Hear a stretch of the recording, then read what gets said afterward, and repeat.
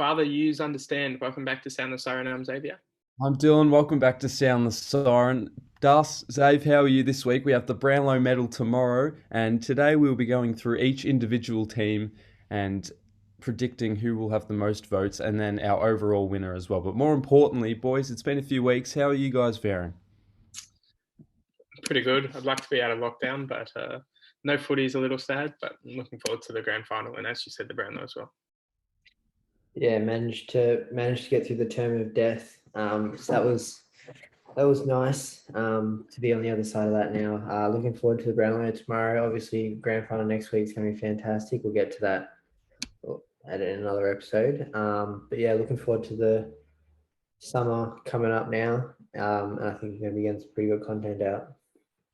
We may as well just jump into things. So the first team will go by alphabetical order. Adelaide, I have Rory Laird winning their team's votes, and if I had to predict, I'd probably say about 18 or 17, but the win factor does harm that.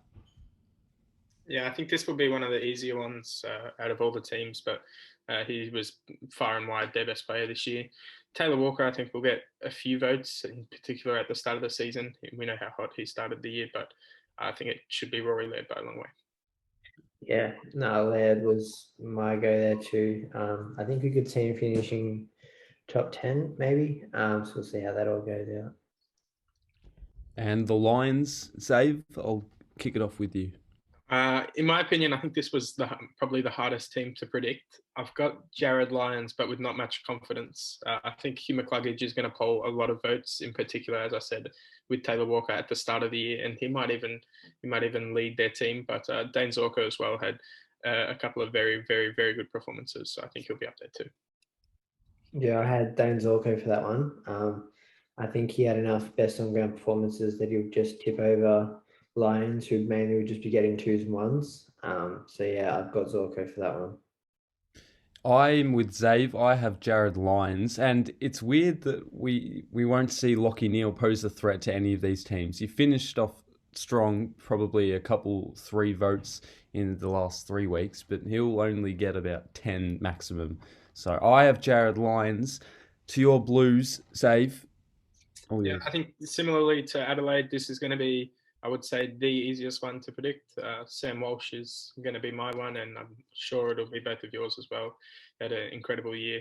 We had a few other good players, but as far as the Brownlow, I think Walsh is a genuine threat. Yeah, I think we could be seeing Walshy top 3 this year. I don't know if Carlton won enough games to actually for him to be able to win it. Yeah, I think similar to Adelaide, as you were saying, with Rory Laird finishing top 10, if Carlton had won more games, then I definitely see Walsh as not only top 3, but as I said before, competing for the actual win. Yeah, I think he's that far ahead of anyone else in Carlton in terms of Brownlow polling. So yeah.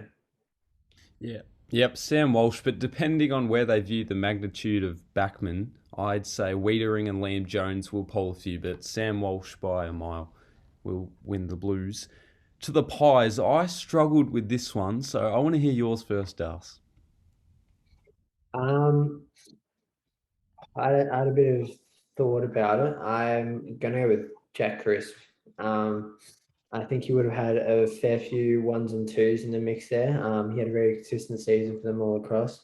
I was considering some others that you guys would probably say, but yeah, I think I got Crisp at this point in time. Yeah, I think Crisp had a really good year, but I myself have Jordan De Goey. He started the year pretty poorly, and I don't really rate him that much. But in the back half of the year, he had a lot of best on ground performances, and I think we'll see him get 3 or 4 votes. I think he'll take it home for Collingwood. Yeah, in an uncharacteristic Collingwood year, you could say. I have Jack Crisp winning it. Braden Maynard did well in the middle section, but he won't poll as well. Steele Sidebottom will have a couple of 1s and 2s. Jordan De Goey will be up there, but ultimately I do have Jack Crisp winning as well. To the Bombers, this is probably a 2-head race, and I have Darcy Parish winning it. I've got Darcy Parish as well. As the second head you're probably talking about is Zach Merritt. He had a very, very good year as well. And the other one I do want to give an honourable mention to is Jake Stringer. He didn't make the All-Australian team, but he's going to poll very, very heavily towards in the second half of the year. Yeah, so I think this could be interesting. I think Darcy Parish had a lot of best on ground performances. Like he would have had at least 4 or 5 best on ground. So that gives him at least 15 plus a couple 1s and 2s. So I think he could be finishing around the 20 mark. But then Merritt had a really good year all around. But then String finished off strong. So I feel like they all could end up very close here because they all had their separate patches. But I've got Darcy Parish just because we know there's so many best ons locked in. And if it wasn't for Parish's end of the year, where he had the last 4 weeks, he wasn't at his usual self in terms of big Supercoach scores and the best on grounds like the Anzac Day, he could have been a chance to win the Brownlow. I know at about round 17, I was considering him a big chance, but he did fall away a little bit. To the Dockers now. For the Dockers, I have David Mundy, followed by Brayshaw, but I think Mundy's start to the year was as good as anyone's, and I think he'll come out of the blocks really, really, really, really fast. Yeah, I've gone the same with you there, so I've got Mundy winning it, which could be funny. I don't think there'd be many players as old as Mundy that would be winning their team votes in any years, really. So, yeah, I've got Mundy there just for his start, pretty much. Yeah, I have Mundy as well. Brayshaw a close second, but Sean Darcy might poll reasonably well. He may, from I think the Carlton game onwards, just after the bye, he was really good as well. Arguably the best ruckman in the comp from that time, but I know he's definitely going to get 3 votes against Carlton. Now to the Cats, an underwhelming prelim performance, but who do you have winning their Brownlow count? I have Cam Guthrie, not that much confidence, but similar to Mundy, I think he started the year really, really well. I've got Tom Hawkins, I think he'll be up there as well, but I've got Cam Guthrie just in front. Yeah, it's a rare occasion not to have Dangerfield locked in. I suppose the injury obviously didn't help that. But yeah, I've got Cam Guthrie. I think he filled in the gaps that Dangerfield left pretty well during that time, and he was probably their best on for a couple of games, and they won plenty of games. So even if he wasn't the best on, he probably polled just because of how consistent he is. So yeah, I think he'll take it home for Geelong. Yep, I have Cam Guthrie too, another clean sweep. To the Suns, probably another clean sweep here. It's obvious. Took Miller for me. Yeah, I think this is one of the more obvious ones. I think it'll be the biggest gap of any team. Although Took Miller is suspended, so if I had to pick someone that if I had to pick someone that isn't suspended, honestly, it's the most wide open field. I don't think anyone's going to really poll that many votes. Maybe Ben King might get a couple, Noah Anderson, or even Hugh Greenwood, but it's a wide open field without Took Miller. That actually slipped my mind, the suspension. He'll still win the votes though, but obviously it won't be taken into account. If we're going off best votes, obviously Took Miller, but the highest Brownlow finish, I think, could be Noah Anderson. He had a great second year, and it's hard to call, but it looks like he's a little better than Matt Rowell at this point in time. So I think Noah Anderson could be the highest Brownlow finisher for Gold Coast. Yeah, you mentioned Matt Rowell. Just quickly, what do you think it was affecting his play? Does he need a big pre-season, or was it just a lackluster of form? I think 100% it's pre-season. You see it in so many players, but Paddy Cripps is an example this year, even Dangerfield, who had an interrupted season. When players don't have consistent periods of time to train up their bodies and train up all of their aerobic systems, they struggle throughout the whole year. And I think that was an example with Matt Rowell this year. Yeah, obviously, if you don't get that preseason going, you won't hit that point of diminishing returns. So, yeah, I think he just needs to put a good preseason together. It didn't help get injured round 1, which pretty much just removes any preseason that he did have. So I think he could be good to go next year. I have an inclination that was a little bit of physical education talk that I am not involved with. But to the Giants, I have Josh Kelly winning the votes. Yeah, I've got Josh Kelly as well. I think this is a pretty wide open field as well. I think a lot of Giants will poll pretty well, but Josh Kelly's just in front for me. I think Toby Green will get the most votes. If that's what we're going off, most votes, I think Toby Green. but obviously Toby gets himself into a bit of trouble. So if you once again highest Brownlow finisher, I would say Josh Kelly's a shout there. But Jacob Hopper could also be in the mix there. So I think it could be between Green Hopper and Josh Kelly there. I think Taranto will poll pretty well as well. He had a couple of decent games, yeah. I almost compare the Josh Kelly Toby Green race to the Essendon race because Toby Green had a lot of games where he had 3 votes, but Kelly has all those 1s and 2s that'll build up. So I'd say it'll be tight, but I have Josh Kelly. To the Hawks, probably another clean sweep here. Yeah, I think this is another really, really obvious one. Tom Mitchell for me, and I'm sure both of you boys will have him as well. Yeah, I thought it was, based on what you were saying it was pretty obvious. I thought it was pretty clean. Chankworth Jath for the shout of the most votes. So that was my vote. Yeah, I have Tom Mitchell. To the Demons now. Big preparation for their grand final, and wouldn't Clayton Oliver love to cap it off? I have Clayton Oliver winning the Brownlow. I'd say Petrarca, Gawn as well up there, but ultimately Oliver. Yeah, I think this is another really, really tough one. I've got Oliver like you, Dylan, but I was listening to Ross Lyon and he reckons his top 3 predicted the people he thinks is going to finish first, second, and third is Oliver, Petrarca, and Gawn. So that's a very, very tough one, but Oliver for me. I think Oliver will pick them here. I think the more interesting question will be how many votes can they get combined, and if they'll beat any other teams. I've got them looking at around 65 plus, I think. So that could be interesting there. To your team, Darcy, and this is a very, very wide range of players that could win this. And I was hesitant at first to put this man down, but I've supported him throughout this year, and I will go Ben Cunnington. Yeah, this is an interesting one. I think Taron Thomas came flying home. He had a great post by. So I think he could actually get it here. Just because of the games Cunnington missed. I think Cunnington will be close second, but I've got Taron Thomas finishing possibly top 20 this year. Top 20? I think, as you said, Dylan, this one's a wide open one. I don't really expect that many people to poll that much for North, but I've got Ben Cunnington, just like you. He was really, really good in the middle patch of the year. Obviously, the missed time isn't going to help him poll his votes, but he was really, really good. Even the likes of Jaden Stevenson, who started off the year well, he might poll a couple. Nick Larkey was thriving late, especially in the game against your Blues. That's a certain 3 for him. But yeah, Ben Cunnington for me, Taron Thomas a close second. To the Power, and it's pretty simple, I'd say.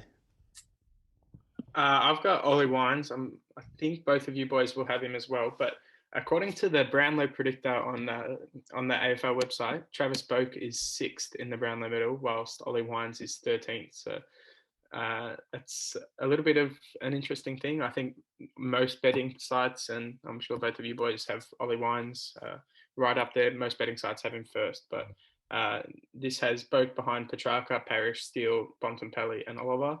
And then Wines behind all of those, as well as Lyons, Mundy, Mitchell, Miller, Merritt, and Walsh. So I don't think that's going to be right, and I'll tip Wines myself.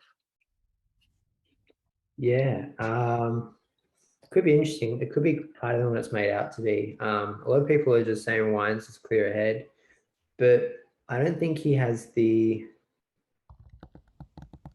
draw, not the draw, but the attention grabbing of some of the other players, particularly earlier in the year. I think there's probably some games that he should poll in that he won't, just because he's wasn't that highly rated. I think towards the end of the year he'll get the votes he deserves, but I think early on he might miss out on a couple that he probably should get, so that could go against his way. So I'm going to go Travis Boak here. Really? Gee, that's fascinating, isn't it? I thought Boak will definitely poll well. I still had Ollie Wines winning it, and whether or not it's the hype, as you talked, Darcy, because he wasn't really recognised until the later half or the later part of the year. Yeah, if you're going to a Port Adelaide game, you go, and who's the Port Adelaide player you're going to watch? It's probably Boak, at least early in the season. Whereas it became Wines towards the end. So I think they could go against Wines here, and I think there could be a few people upset who have him in the top three. I think that can work both ways though. In some scenarios, like we know, Angus Brayshaw finished third, I think, in one of the Brownlow medals, and no one really expected that. So I think if people play better than they expected them to play, it can definitely help as well. But I think we could see similar to what Darcy said. Yeah. We'll touch on this again because in a few teams I want to mention this as well. But to the Tigers, another tough decision for me. And whether or not it's just me overthinking it, it could well be. But Darcy, who is your leader for them? I think Dusty won at least 4 or 5 best ons in the first half of the year. He actually had a pretty good season for what he did have, considering his injury. But I think Dusty had enough best ons to clear the likes of Bolton, who would maybe be my second there. I don't know. They're pretty consistent across the board, so it's sort of hard. You say Edwards probably polled a few as well, but I think Martin's just going to have enough because for the rest of the game where Martin wasn't in, all those players have been stealing votes from each other. Jaden Short as well. Do you think he'll poll well? I think so. I've got Dustin Martin as well. He started the year probably going to get 6 votes in the first 2 games, so he started off really well. The Brownlow predictor has him getting 4 best on grounds, but only polling in 4 games. We know he didn't play after round 18, so that's going to hurt his chances. But also, I think he didn't start off that well, or at least that consistent. He had a couple of poor games by his standards, but yeah, I think those few best on grounds will get him across the line. Shea Bolton is another one that I think will get a couple of votes as well. I have Dusty as well, but I was just trying to be aware of who else could poll because of his injury, obviously the kidney, but even his lack of form around the bye area. So I thought there would be a few players who could pinch a few 3 votes off him, but there wasn't one particular player who thrived like this man for the Saints, Jack Steele. Yeah, another really obvious one, Jack Steele. I don't have much to say, but he's going to win it by a long way. Yeah. Would be solo captain next year, Jack Steele. I think I like the sound of that. But yeah, I think Jack Steele is far and away Saints' best player on their list, and also this year. And I think me and Xavier can no longer doubt him. I remember early in the year we were saying he had one good year, he needs to back it up, and he certainly backed it up. So I think he could fit into the elite category comfortably now. Yeah, in an underwhelming year for the Saints, this could be the morale boost they need because they failed all expectations, and we'll see who they recruit, and they could come back stronger next year. But for the Swans, who are up next, another pool who I struggled to focus on one player, but I have 2 written down, and I'll decide once I hear yours. No, you can go first, Dylan, actually. Okay. So I had Luke Parker and Callum Mills written down, and I know Jake Lloyd isn't there, but I don't think he was as consistent as Callum Mills, and Luke Parker was probably more on the underrated side. Yeah, I've got the same ones as you doing. Parker and Mills are going to be first and second. I'm almost certain for Sydney. I've got Parker winning it. He's got a very big history of polling really well in Brownlows. He's got a couple of top 10 finishes and a runner-up. So he's been a very good player for all of his career, and that should be rewarded again. Yeah, I think Parker will get it. Mills is a good point. I think we could say next year or the year after onwards, Mills is the dominant Sydney Brownlow poller, but I think Parker's still got it this year. It's always that defensive midfielder role that you never can predict, because we didn't even mention Tom Stewart, who played a similar role this year, and he could poll well, but Callum Mills could be in the same position as him.